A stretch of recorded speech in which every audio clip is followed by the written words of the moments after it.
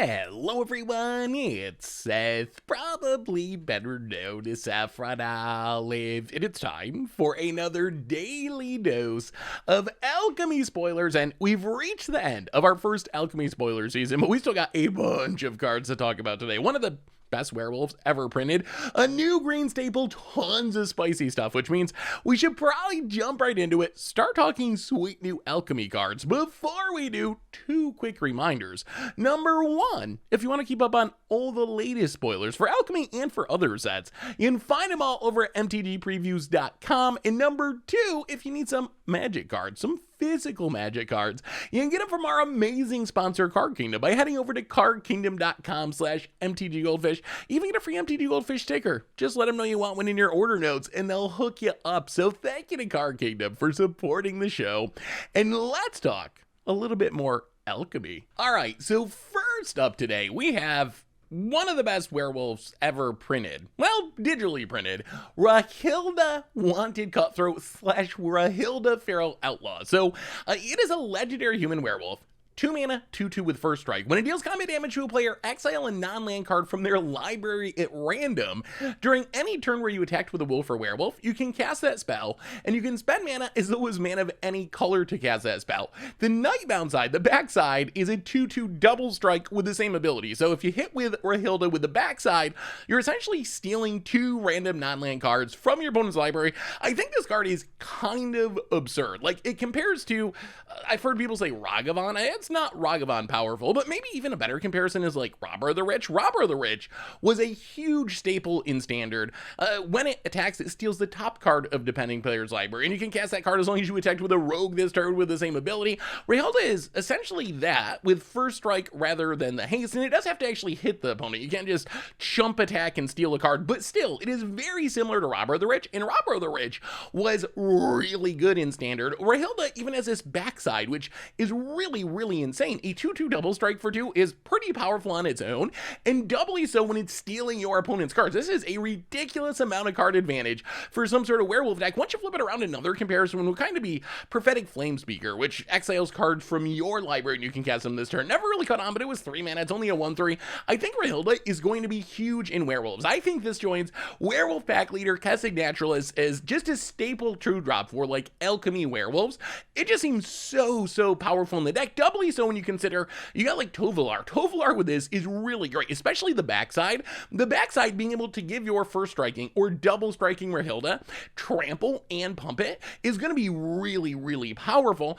So I think that Rahilda is going to be great in werewolves. You even have room to add it to werewolves. Zika's Chariot, for some reason, is like a 4 of in the werewolf deck just because it's so good, but now that it's getting nerfed, I think you drop that. You can play a more aggressive version of werewolves that's going to be even better against control decks, getting in under the Hullbreak Horrors, or if they're still playing the nerfed Epiphany or whatever in Alchemy. So I think this card is instant staple in werewolves, and based on the Robber of the Rich comparison, I don't think it's impossible that you could just play this in a non-werewolf deck. Maybe you're like mono red or something with another werewolf or two. Maybe you're playing a Reckless Stormseeker or something, because it's just a good card that happens to be a werewolf. But maybe Rahilda, and you play Reckless Stormseeker, and you just kind of like beat your opponent down and use this like a Robber of the Rich to steal some of your opponent's cards. In some ways, it's even way better than Robber of the Rich, because Robber of the Rich, the downside is if you hit your opponent's lands, they don't really do anything. And when you consider decks have, what, 25 lands or something, it's almost 50-50 that Robber of the Rich is going to draw you a card. Rahilda, it is always going to draw you a castable card because it is intentionally grabbing a non-land card. It's going to be random, but still, you know that every time it connects, you're going to draw a card that you can actually cast. So rather than the 50-50 shot of Robber and the Rich, this is 100% draw a card when it hits and 100% draw 2 cards with the backside when it hits. So I think Rahilda, ultra stable for werewolf decks in Alchemy, and probably just a good mono red threat, especially if you can stick a couple of other werewolves in your deck. We also got a weird green 3-drop in Hinterland Chef. So Hinterland Chef, 3 mana 3/3 human scout. When it enters the battlefield, you draft a card from its spellbook and it perpetually gains. It becomes a food artifact in addition to its other types, and you can sacrifice it for 2 mana just like a food to gain some life. So Hinterland Chief, it's a little bit like a Rogue Refiner, a 3-drop with the ETB that draws you a card. Rogue Refiner was really good. This was a few years ago now, but you can see that comparison. The problem is the cards that you're drafting with Hinterland Chef aren't really all that good. The two best are probably Lotus Coda and Gilded Goose, which are at least going to be some accelerant. Little awkward that if you're playing your Hinterland Chef on turn 3, you're getting these mana dorks, playing them on turn 4 probably, which isn't super idea, but still they are good cards. The rest of the cards, it's mostly just random green creatures. A bunch of just stuff. None of it's super strong, but it's fine. It is technically drawing you a card, so just how good will this be? I'm a little skeptical. First, the upside of turning the creature that you draft into a food seems pretty minimal. I guess, like, it is an upside. Maybe you're dying to an aggro deck and you sacrifice it to gain some life. That's something. That's not bad. At the same time, like, what do you really do with a food in Alchemy or even in Historic? I guess, sack it to Gilded Goose? Are you really going to tutor up a creature just so you can sack it to Gilded Goose? That seems like a waste. Sack it to a Wicked Wolf, I guess, could be something, but still, I think the food upside is more just fringe than anything. The other issue is, we just got a lot of good green 3-drops that have more power or more upside than Hinterland Chef. Like, is a 3/3 for 3 that draws you a medium to bad creature when it enters the battlefield gonna be enough to beat out Cemetery Prowler, Kazandu Mammoth, Old Growth Troll, Scoo Swarm? I think the answer is probably no. I think you just mostly want to be as aggressive as possible in your mono green deck, so my expectation is this is more just a fun fringe card that you play in some casual deck, you play in against the odd food tribal or something, but not something that really takes off as a staple in Alchemy. We also got Geist Pack Alpha, a pretty interesting new wolf. So 4 mana 5/4 with trample. When it dies, seek a permanent card with mana value equal to the number of lands you control. This ability is actually pretty interesting. So it compares a little bit to Gnarled Professor. I guess actually if there's a vote against Geist Pack Alpha being playable, it's that Gnarled Professor draws you a card when it enters the battlefield with its learn ability. So you're drawing a lesson from your sideboard or you're rummaging. Geist Pack Alpha, it's got the same stats, it's got the same abilities, but it's got to die. We haven't seen Gnarled Professor develop into a standard staple. It mostly doesn't see play. Sometimes sees really fringe play. And I think it's mostly just better than Geist Pack Alpha. On the other hand, we talked before with Blood Rage Alpha about how werewolves are kind of lacking in the 4-drop slot, and even more so with the Azeka's Chariot nerf. So maybe there's room to play a copy or two in your werewolf deck. A creature that has a reasonable body and does something when it dies is pretty powerful, so maybe with Chariot not really being playable anymore, Geist Pack Alpha will have some room. The only thing I will say is the ability is a little bit weird. So let's say you play this on turn 4. When it dies, maybe it's turn 5, turn 6, turn 7, are you going to have the right mana value of card to seek out? Like, you do need to have the card that you seek in your library. So if you get up to 6 lands and you're playing werewolves and you have no 6-drops in your deck, then this isn't doing anything when it dies. And the werewolf tribe really does incentivize you to play your lands because you got Tovolar that you want to flip eventually and you want to use its pump ability, so you want to be making your land drops every turn. So it's not like you can really hold on to your lands in a werewolf deck because you're going to hurt your Tovolars more than you help your Geist Pack Alpha. So it isn't always going to draw you a card. In the mid game, if this dies on turn 4, if this dies on turn 5, you're probably going to be drawing a card, and not only drawing a card, but drawing a pretty good card, like your best 5-drop or 4-drop, probably the only one in your deck.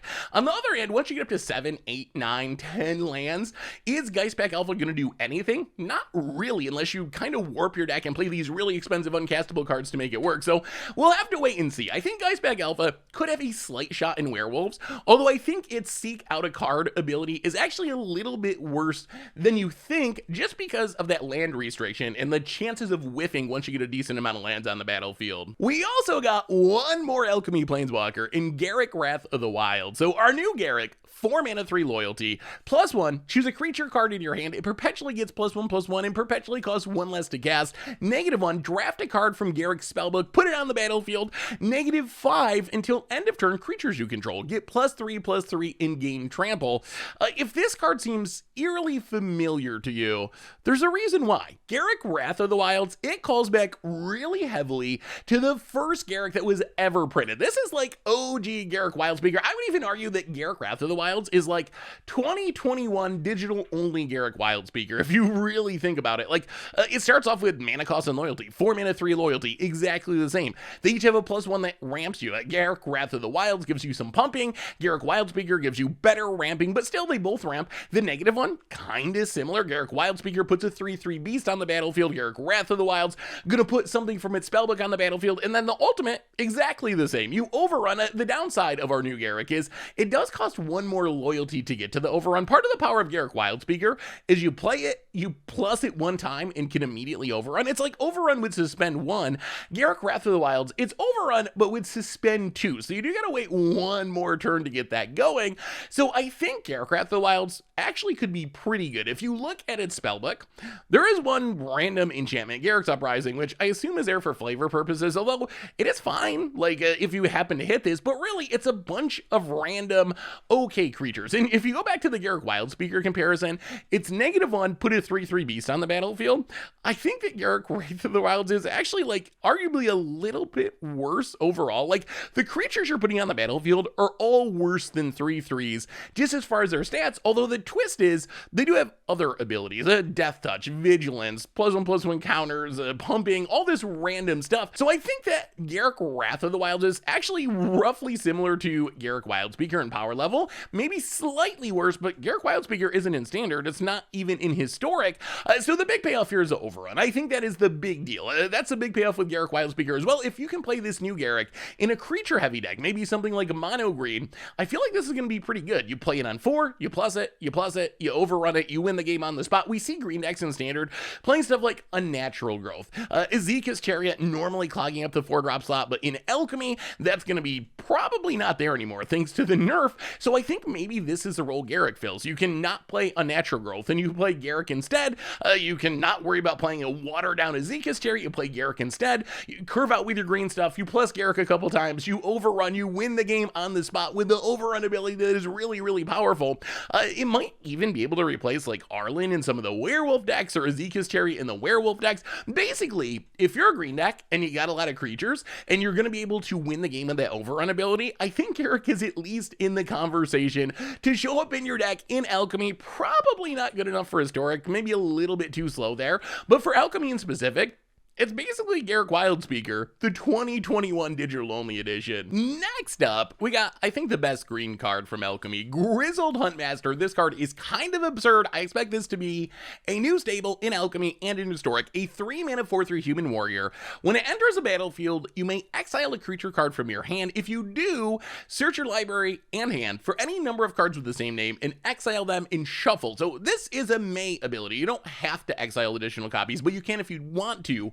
And then you choose a creature card you own from outside the game, which it means your sideboard, and then you can conjure a duplicate of that card into your hand for each card exiled from your hand this way. So that is a lot of really convoluted text, but essentially what this is a 3-mana 3/4 that lets you exile a creature from your hand and then tutor a copy of a creature from your sideboard. It does more than that. Sometimes you'll have multiples in hand. Sometimes you can get rid of a bad card in a bad matchup and, kind of do that weird Necromentia yourself trick to slightly improve the composition of your deck. Maybe you can get multiple cards from your sideboard if you have multiple copies of the card in hand. But level 1, this is essentially an on-curve creature that compares to Garrett's Harbinger, Primal Adversary, Bonecrusher Giant, like a 3-mana 4/3. Those are fine playable stats. And then you get a Living Wish that can only hit creatures. The downside is you do give up a creature in your hand. The upside is you get a 3/4 body on the battlefield, which is perfectly fine. So it actually is very comparable to Living Wish. I think this card is going to be absurd. Just look at like mono green. This is a really, really simple, easy example, but mono green in standard or mono green in Alchemy often has like Outland Liberator in the sideboard, Toski in the sideboard, Tovolar in the sideboard. Grizzled Huntmaster, when you play this, you either just get a 4/3 for 3 if you don't need to get something from your sideboard, or maybe there's an artifact or enchantment you need to kill. You can get rid of a random creature from your hand, get an Outland Liberator. Maybe you're up against control and worried about counter spells, worried about removal spells. You can grab Toski for some card advantage and indestructibility. Maybe you just want to close out the game really quick and you got enough mana. You can grab a Tovolar's Huntmaster and slam the Grave Titan to start building a big board. Even that is insane because it's on an already good body. Like Grizzled Huntmaster body is already something you want in your deck. 4 power for 3 mana is already exactly what you're looking for. It arguably gets even better in something like Green-White Humans. In Green-White Humans, you can build a huge sideboard package for this card. Like you can put Thalia in your sideboard for control. You can put Skyclave Apparition so you can snag flag removal, Redain to deal with big spells and Wrath, Guardian of Faith, also good against Wrath. Some of the new taxing cards, if you just gotta build a big board, grab an Inquisitor Captain. If you need more taxing, Angel of Eternal Dawn, maybe Captain Everheart to annoy your opponents. So there's so many potential tutor targets. Once you get back to Historic, oh my goodness, this card is even better. I think this is just like absurd in Historic. We already have human decks in Historic, built around Collected Company. You can play a Yasharn in your sideboard for Sacrifice, Archon for combo style decks like Is It Phoenix or whatever, Thalia for control, Spellbinder for control, Shifting Ceratops to deal with counters, Elder Gargaroth to gain life against an aggro deck, and this can get any of them in game one, just for exiling a card from your hand, and it's leaving behind a good body. This card is kind of busted, even has combo potential. Like, maybe you're playing the Scurio Heliod, like, shenanigan combo deck. Maybe you play some of your combo pieces in the sideboard. We see decks in older formats do this on occasion. You often wonder, like, wait, why does this deck only have 3 Past in Flames, this Storm deck? And the answer is sometimes, while they're tutoring the other copy out of their sideboard with some sort of wish effect, you can do the same thing in Historic with Grizzled Huntmaster. You can set up the weird, like, Ill-Tempered Loner combo. We've been talking about this before. Maybe you play an Ill-Tempered Loner in your sideboard, and you don't really plan on using it, but you're like, wow, I got this Ethereal Escort that can give my Ill-Tempered Loner lifelink. I have this Valorous Stance chilling in hand. Well, I guess I just go for the Infinite Life combo. Why not? That is the upside of Grizzled Huntmaster.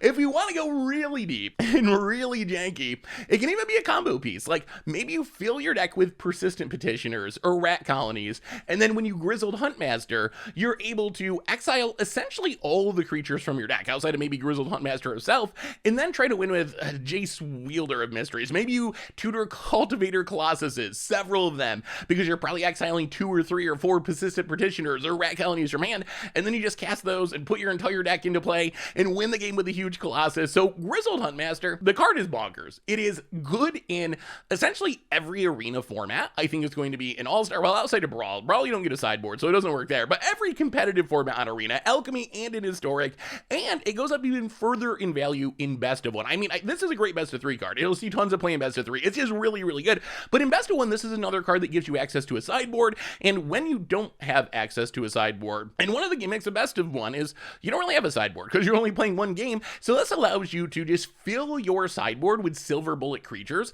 at no cost because you weren't using your sideboard anyway, and then Grizzled Huntmaster can tutor up the best one whenever you need it. So I think this card is absolutely busted. One of the top like 3, maybe 5 cards from the entire Alchemy set, both for Alchemy and for Historic. Next up, we got a pretty weird one in Hollow Hinge Wrangler. So 5-mana 6/6 elemental.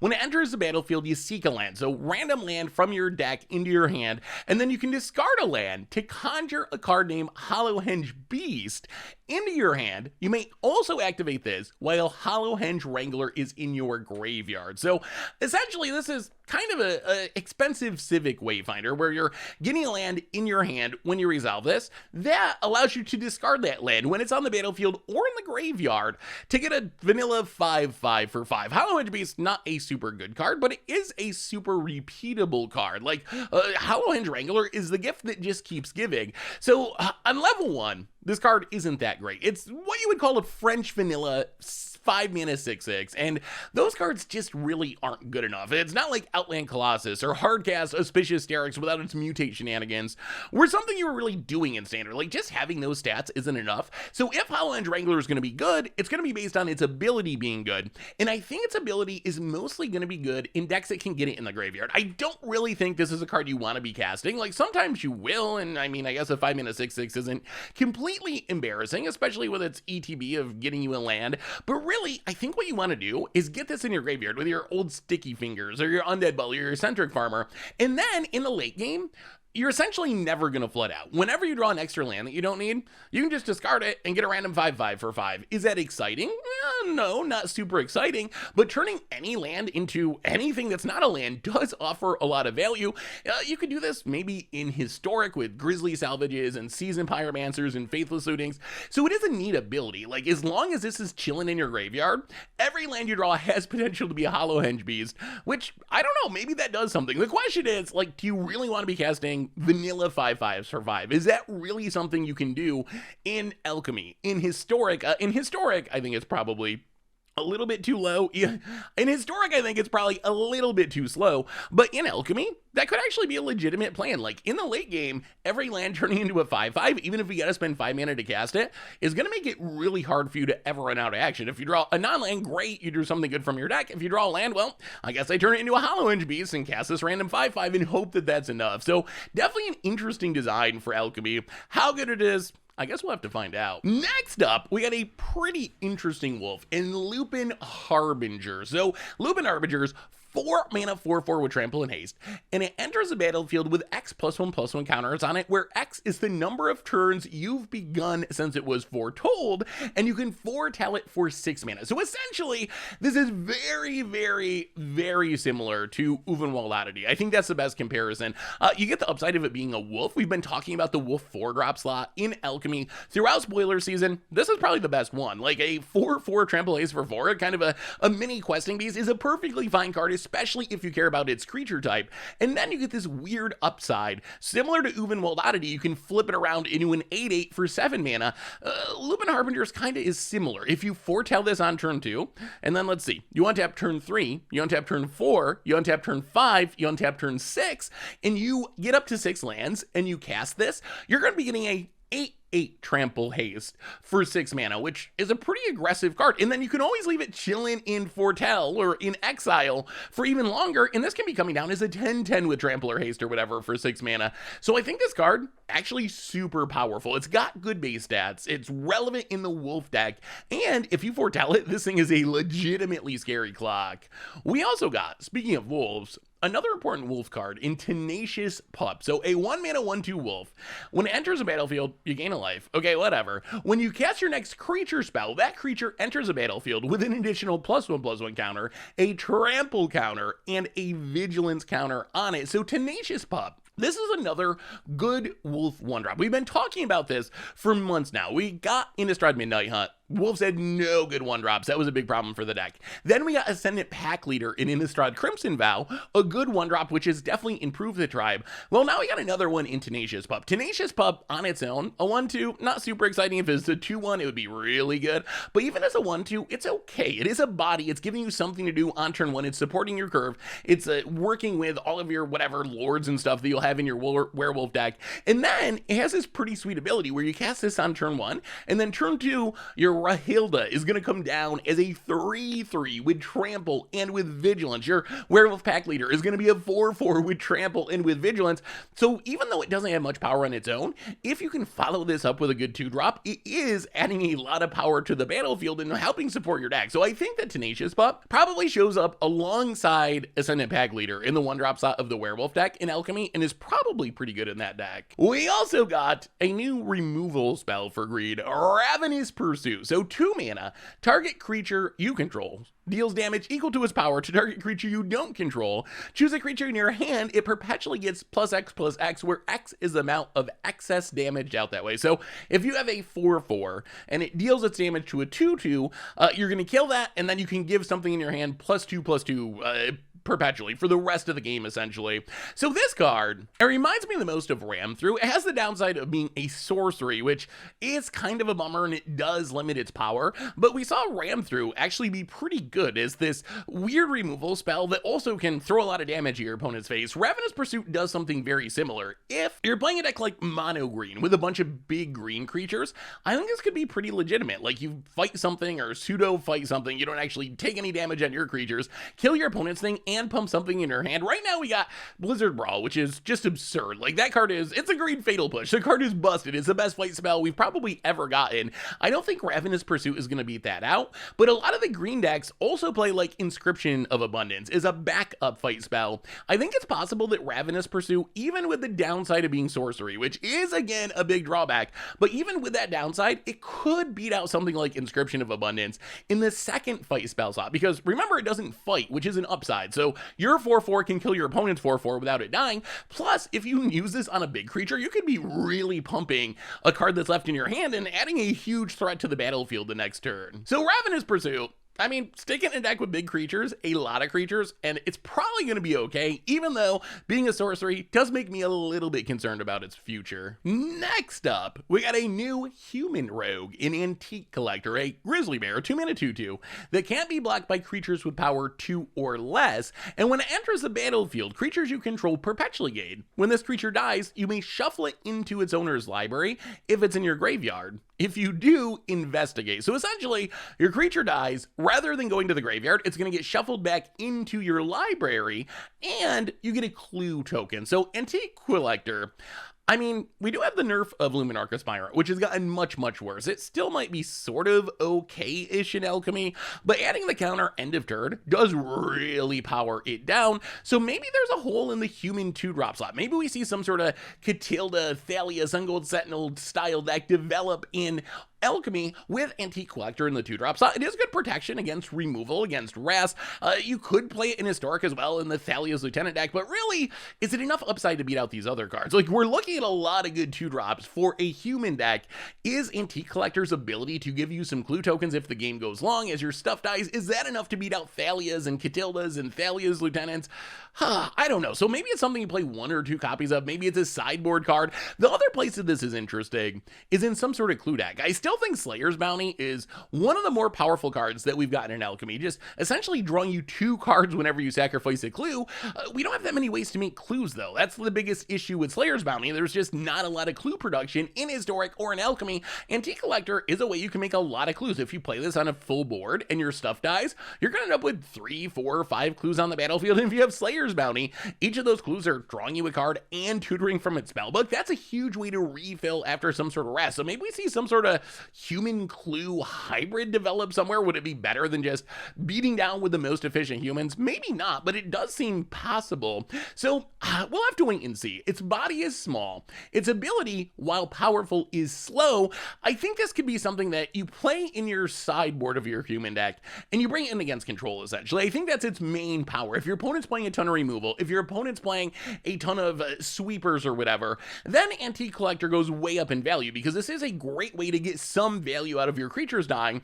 But if you're playing against aggro, playing against a mid-range deck, then this is probably just too small and too slow to really matter. We also got some crazy ramp in Settle the Wild. So a 3-mana sorcery that seeks a basic land onto the battlefield tap. So essentially 3-mana ramp. And then you seek a permanent card with mana value equal to the number of lands you control. So Settle the Wilds, it's kind of like a path to the festival 3-mana ramp combined with a growth spiral where you're also getting to draw a card. I think this card actually can be pretty strong. So if you think about how this is going to play, you play this on turn 3, it ramps you to your 4th land, and you're going to snag a 4-drop from your deck. So you're grabbing a Uvenwald Oddity, a Howlpack Piper, a Toski, Inquisitor Captain, a Nerf Dazika Chariot, whatever.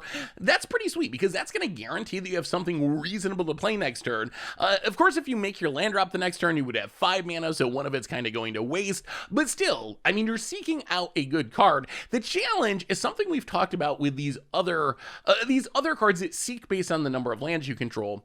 As the game goes along, it's possible you're not seeking anything. The good news is 3-mana ramp is still kind of the baseline in a format like Standard or a format like Alchemy. So even if you whiff on occasion, it's probably fine. What I'm most interested in, if this card is going to change deck building, like if you're playing Settle the Wilds, is it worth it to play a 6-drop, a 7-drop, a 9-drop that you wouldn't normally put in your deck, just so you're going to get some value out of Settle the Wilds when the game goes long? Let's say you're playing, green aggro. Your curve usually tops out at like 5. If you cast this and you get your 6th land or your 7th land, then it's just getting you a land, which isn't nearly as exciting. But if you add 1 Avabra Caretaker to your deck, you can snag a 6-drop. If you have 1 Cultivator Colossus or 1 Tarisk, you can grab a 7-drop, a 9-drop. So it's going to be interesting to see if playing this card in your deck has an impact on how you build your deck. Are you going to play these expensive cards to try to make sure you seek as often as possible?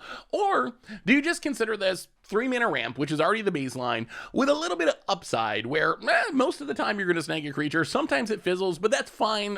If I was playing a rampant growth, it's not really valuable off the top on turn 8 anyway, so Settle the Wilds isn't really any different there. So definitely a powerful card. I mean, we've seen Growth Spiral, ramp plus draw a card, be good to broken. Yes, this is 1 more mana. Yes, this is a sorcery rather than an instant, but still, it is a card that is adding mana to the battlefield and replacing itself, which is an inherently powerful effect in Magic. We also got a couple of colorless cards, starting with Soul Stealer X, a 1-mana equipment. This says equipped creature has trample, and when equipped creature deals combat damage to a player, seek a card with mana value equal to that damage, and you can equip for 2. So essentially, this is a twist on Rogue's Glove. I would say a very upgraded Rogue's Glove. Rogue's Glove, 2 mana to cast, 2 mana to equip. When equipped creature deals combat damage to a player, you draw a card. Soul Stealer X, it's upgraded in several ways. It's less mana to cast. It gives trample, so it's more likely that you can get in damage with your creature, and you're always going to draw a non-land card with it. Is that enough to make this card playable? We'll have to wait and see. It does, again, kind of suffer from that same issue we were talking about, where maybe you deal too much damage and you don't actually have a permanent of that mana value.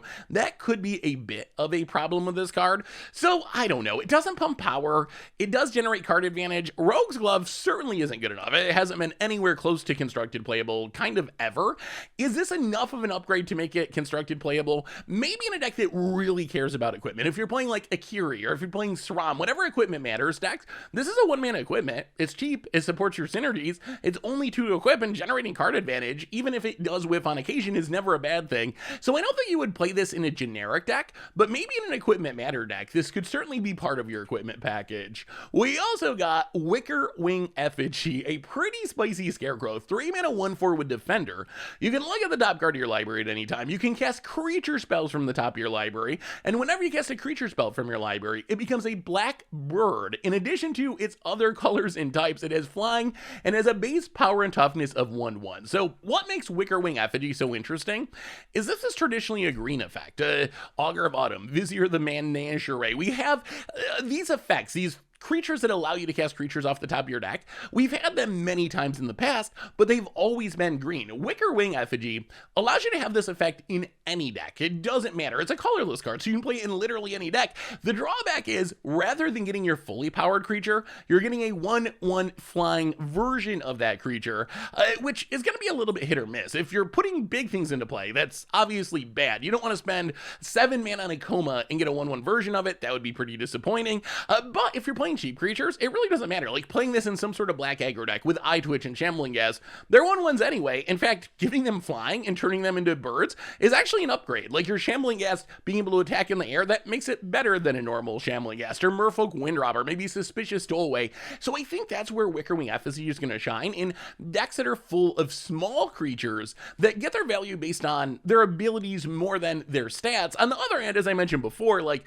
if you slam this in mono green, do you really want your old growth trolls to be 1/1s? No, that's going to be horrible. Like it's not even worth, you don't want to spend 3 mana for a 1/1 in your mono green deck. You don't want to spend 7 mana to get a 1/1 Coma, even though you would still get the Coma's Coils each turn, which maybe a 1/1 Coma would still be playable. But keep that in mind. Going to be at its best in decks full of cheap creatures that you don't mind being at 1/1s. Going to be a lot worse in decks where you're built around big creatures because you don't want those creatures to be 1/1s, but still definitely interesting. I think this card has a lot of possibilities purely because it's colorless, and we've just never seen this effect in a colorless deck before. I think at worst, this card's probably going to see a decent amount of play in Brawl decks. If you're playing a creature-heavy Brawl deck and you don't have green, this is a pretty interesting option, I would say, in one of your card advantage slots. As far as historic, I doubt it, probably too so, although you can collect a company into it, so who knows, maybe.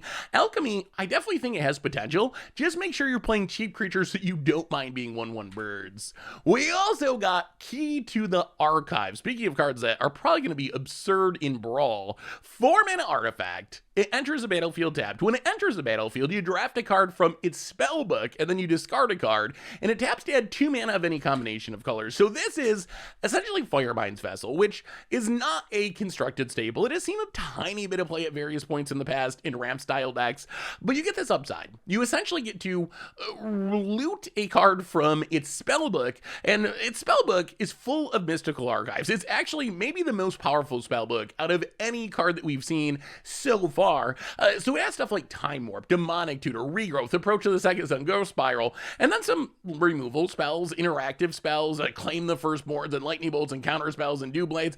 So you're going to get a good card. Pretty much in all scenarios, this is going to be giving you something pretty good. Whatever you find is going to be better than whatever you loot away. Plus, this effect is coming attached to an okay mana rock, so I could see Keita the Archive being pretty good in ramp decks. Like, if your goal is to get to Coma early, or Hullbreak Horror early, or whatever early, this is a mana rock that adds 2 mana, which is exactly what you want, and it's going to tutor you up a pretty powerful card from its spellbook, so I think that it definitely has a home there. As far as Historic is concerned, maybe something like Niv could play it. It is good mana fixing, and it is decent ramp, and it is grabbing you a powerful card, although unfortunately it isn't multicolored for Niv itself. The awkward part about Keita the Archive in Historic is it would probably be better if it made colorless mana, because the deck that actually wants these ramp spells the most, these mana rock ramp effects, is the colorless ramp deck with Forsaken Monument, and in that deck, adding mana that is colored is actually a huge drawback, because it doesn't work for Forsaken Monument,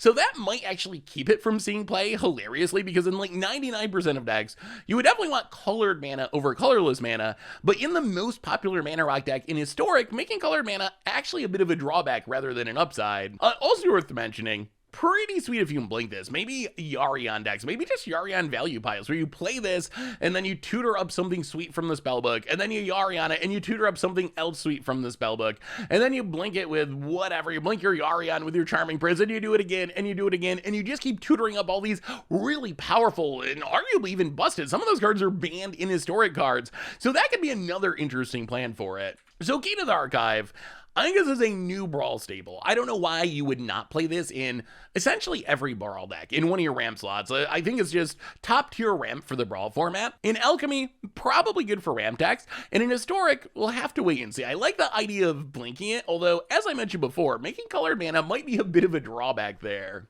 Anyway, that brings us to the end of our daily Alchemy spoilers for today, and our daily Alchemy spoilers period, at least for Innistrad. So now that we've reached the end of spoiler season, we've seen it all. Let me know what you think in the comments. Thanks so much for watching. I hope you all enjoyed it, and I will talk to you soon. Thanks for watching the video. If you enjoyed it, help us out by clicking that like button down below. And to keep up on all the latest and greatest, click that subscribe button. And don't forget to hit that bell icon to get alerts whenever we have new videos. And if you want to, check out some of our other sweet videos here and here.